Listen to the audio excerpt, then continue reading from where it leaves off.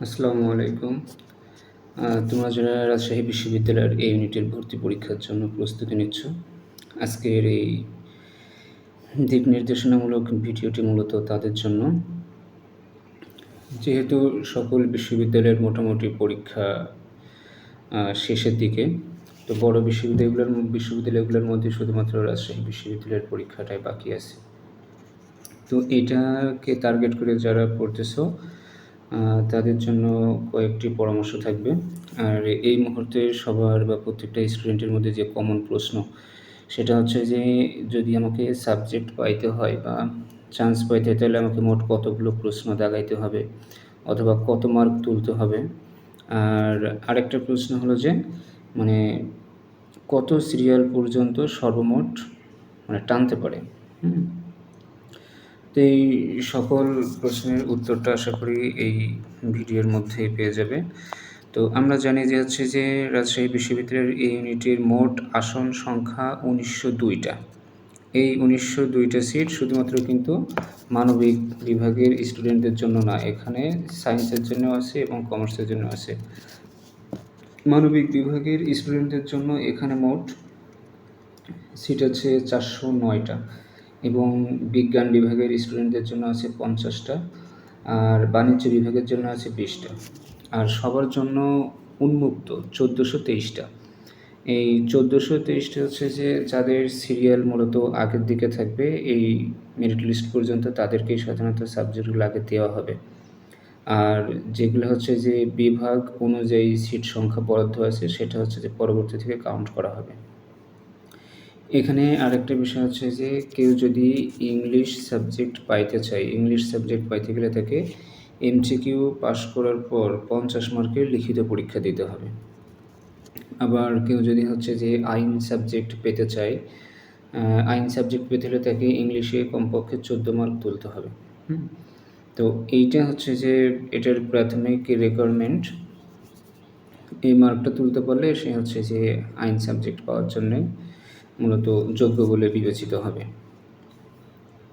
এখন এখানে আছে যে আরেকটা বিষয়, সেটা হচ্ছে যে একটা প্রশ্ন আছে কতগুলা প্রশ্ন দাগাবো। আচ্ছা, কতগুলো প্রশ্ন দেখাবো এটা মূলত গত বছর বা গত ২-৩ বছরের প্রশ্ন এবং রেজাল্ট অ্যানালাইসিস করলে সাধারণত দেখা যায় যে মোটামুটি ৫৩ থেকে ৫৫টা এমসিকিউ যদি কারেক্ট করা যায় তাহলে আশা করা যায় ভালো একটা সাবজেক্ট পাওয়া যাবে। আর যেহেতু তাদের প্রতিটা কোশ্চেনের মার্ক হচ্ছে যে 1.25 করে, তো সেক্ষেত্রে যদি ভালো একটা সাবজেক্ট পেতে হয় তাহলে অন্তত ৫৫ প্লাস এমসিকিউ যদি কারেক্ট করা যায় তাহলে কোনো টেনশন থাকার কথা না।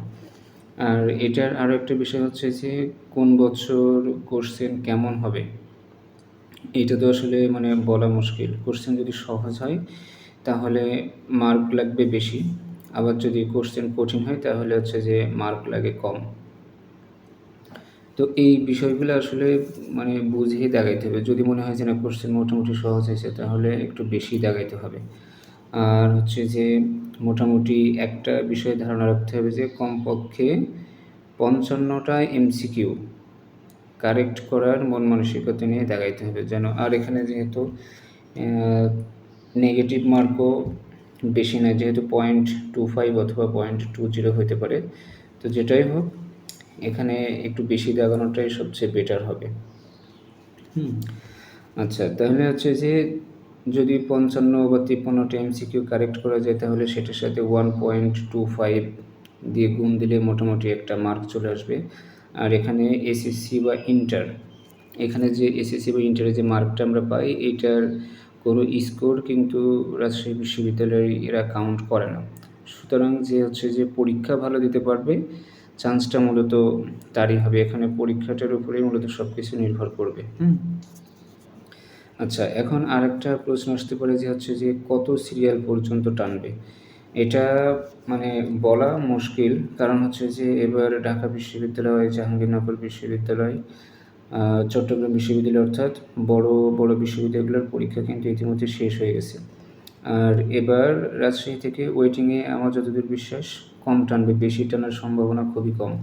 আর পরীক্ষা যেহেতু 2টা শিফটে হবে, সেক্ষেত্রে মানে শিফট ওয়াইজ যদি 1000 বা 1200, সর্বোচ্চ সর্বোচ্চ গেলেও 1200 থেকে 1500-র মধ্যে যদি হচ্ছে যে শিফট ওয়াইজ সিরিয়াল থাকে, তাহলে তার একটা সাবজেক্ট পাওয়ার চান্স থাকবে। সুতরাং সাবজেক্ট পাইতে গেলে অন্তত মানে 1500 সিরিয়ালের মধ্যে শিফট ওয়াইজ থাকা লাগবে, যেহেতু 2টা শিফটে পরীক্ষা হবে। এর আগের বছর তো পরীক্ষা হয়েছিল মূলত 4টা শিফটে। এরা সাধারণত ওই যে শিফট ওয়াইজই রেজাল্টটা তৈরি করবে।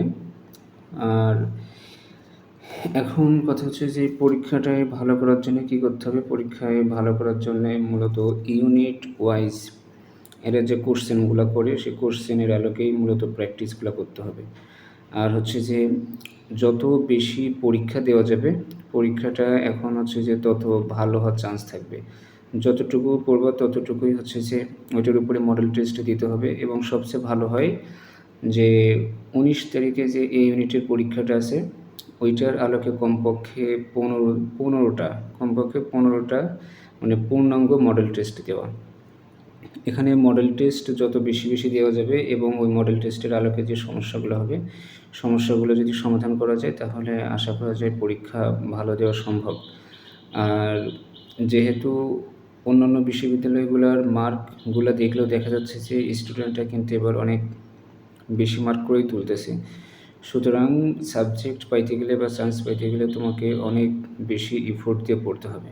সুতরাং এখনও হাতে যে সময়টা আছে, এই সময়টা যদি কাজে লাগাতে পারো, তাহলে চান্স পাওয়া সম্ভব। এটা আহামরি কঠিন কিছু না। তো হচ্ছে যে 1902টা সিট আছে ইউনিটের জন্য, এখানে তোমার একটা সিট নিশ্চিত করতে হলে তোমাকে এই কয়টি দিন সম্পূর্ণ কাজে লাগাইতে হবে। আর সেটা যদি সম্পূর্ণরূপে মানে ব্যবহার করতে পারো টাইমটা, তাহলে আশা করা যায় মূল পরীক্ষায় তুমি ভালো একটা পারফরমেন্স দেখাতে পারবে। তো আচ্ছা, আজকে এই পর্যন্তই। সবার জন্য শুভকামনা রইল। আসসালামু আলাইকুম।